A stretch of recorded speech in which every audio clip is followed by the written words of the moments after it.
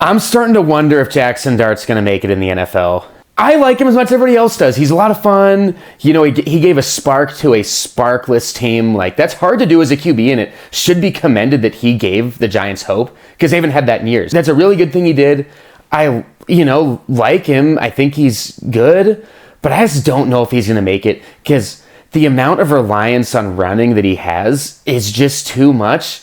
And now that Daboll's gone, maybe it'll help, because they won't keep using the QB runs as a staple of their offense. But the problem is that's kind of his best trait, though. So are you really going to take away the guy's superpower? But the problem is he's already been shown to be injury prone, because this probably isn't going to be an aberration. It's like his third injury this year. Now is just the one that might even keep him out for an extra game. And so are you really going to take away his best trait just to keep him from getting hurt? And then if you do take away his best trait to keep him from getting hurt, is he going to be able to win with his arm? Maybe, maybe not. But I don't think whoever comes in as the coach is going to be able to help themselves. I just don't think they're going to be able to help themselves. They're going to want to use him in a Josh Allen, Cam Newton, Jalen Hurts-esque kind of way.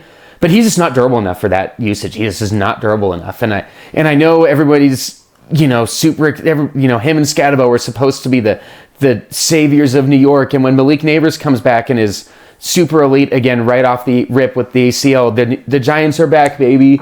But I hate to say it, Giants fans, I really feel bad for you guys. I do.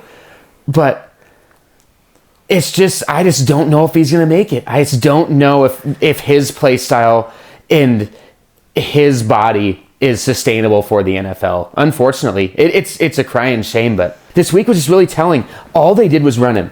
And that was how they were winning. They were winning because he was running, and then he gets hurt, and then they're absolutely cooked. You know what I think went into the Daboll firing as well is obviously 2-8's really bad, and he should have been fired last offseason. I want to even say the season before that. Anyway, I think Jaxson Dart getting hurt, I think, was it 3 or 4 times now? Sometimes they put him back in the game, but I think part of the firing, especially mid-season, right? You'd be like, okay, they're 2-8 and they've stuck with this guy forever. Mid-season firing is probably because he was putting Dart in situations to get hurt a lot, and he was prioritizing probably his job over the health of their future of their franchise. And that's what it looked like to me.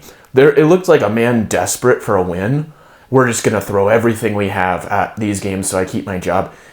I'm glad that guy's gone. I never liked him from day one. And maybe you're right. Maybe now they tone back the runs a little bit, and I think that was the best decision. So I hope that he never runs in a game at all.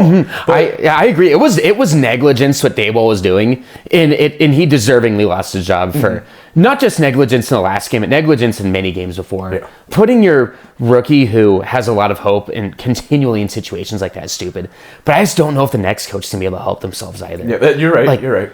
Yeah. Coach's number one job in their mind for 90% of NFL coaches, their job is to keep their job.